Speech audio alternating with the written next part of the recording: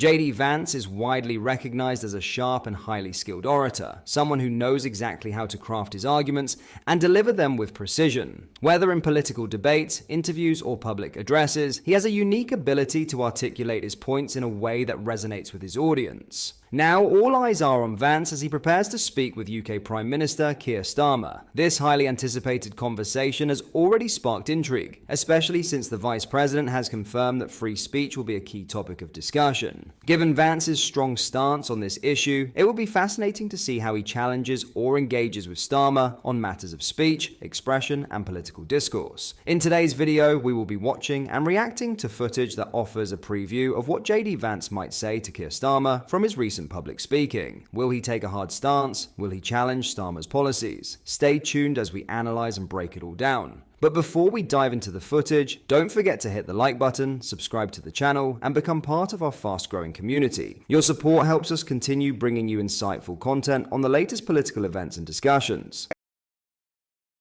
Just a quick one to say we have new Liber t-shirts available on our website. You can check the link in the description or go to BritishStand.com. So have a watch of this. Fascinating, because there was obviously some of these European leaders that, they were a little uptight about it. It stressed them out just a little bit. A little bit. But you talked about the greatest threats in Europe. Yeah.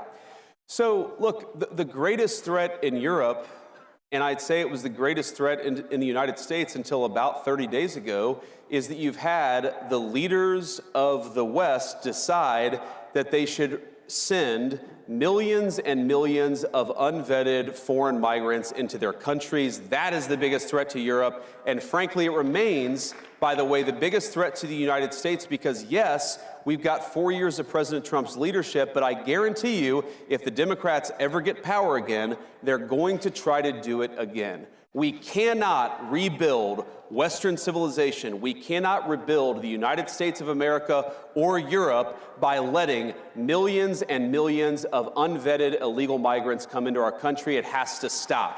Thank God it stopped here, but it's got to stop there. And a related issue, Mercedes, is you can't just stop it. You have to allow European peoples, and of course the American people too, to raise issues about it. Right. You have to allow free speech to debate this stuff. You have to stop doing things to the populations of the world. You've got to give the populations of the world the opportunity to speak up and say, no more of this BS. We want borders. We want sovereignty. We want to be able to speak our own mind in our own country. And I guarantee you, if we don't allow free speech, and of course, the Biden administration, I made this point, Mercedes, the Biden administration did more to destroy free speech, not just in the United States, but also in Europe, than any administration in American history. I'm not even blaming the Europeans. I'm actually saying you follow the lead of Joe Biden into censorship and mass migration. Follow the lead of Donald J. Trump, and that's free speech, borders, and sovereignty. That is the future for our shared civilization. This how people reacted, Ken said. This meeting should be live on pay-per-view. Terry said, Vance is going to make mincemeat out of the Tin Pot dictator. Anthony said, JD Vance will humiliate this imbecile so-called PM. What are your thoughts on Vance? Let me know in the comments.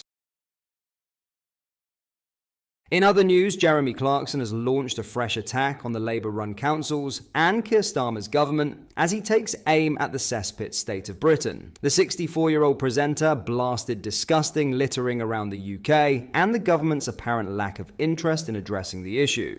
I don't believe in the death penalty, but for littering, I'd make an exception, Clarkson wrote furiously. Turning his ire from the government's farming tax raid, the former Top Gear presenter took aim at the state of Britain's streets and pavements, which he suggested had become an all-comers fly-tipping competition.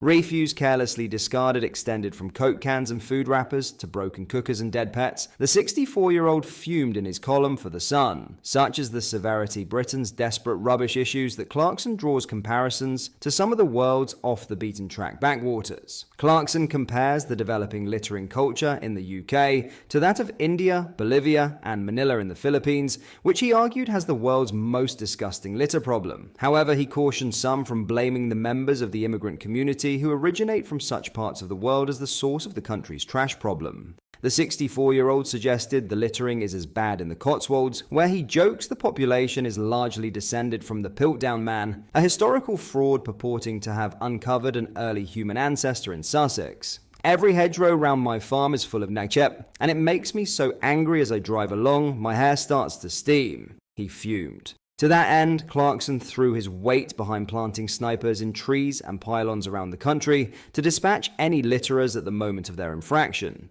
Yet, he despaired that this fantasy will not come to fruition as the Labour Party rules the country instead of him.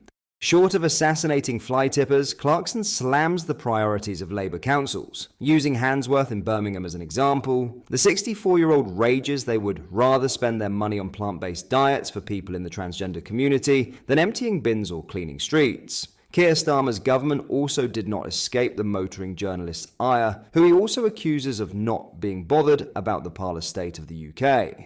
In his broadside, Clarkson blasted the government's foreign aid budget being used to clear up areas overseas before the UK. He accused Labour of being more concerned with a variety of environmental peccadillos over the nation being turned into a rat-infested cesspit.